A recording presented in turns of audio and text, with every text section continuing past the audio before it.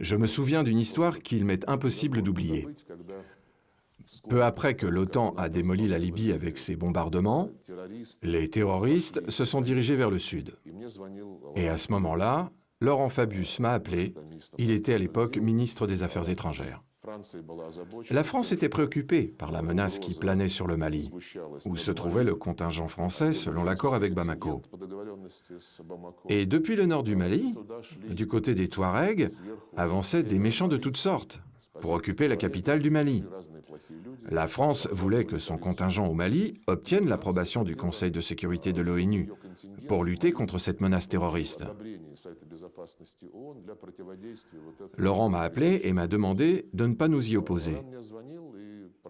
J'ai répondu que non seulement on n'allait pas se prononcer contre cela, au contraire, qu'on allait l'appuyer, du fait que c'était une tâche véritablement importante, s'agissant d'une menace terroriste. Mais il faut garder à l'esprit, lui ai-je dit, que vous allez réprimer les activités des gens que vous avez armés en Libye. Il a ri et m'a dit « C'est la vie ».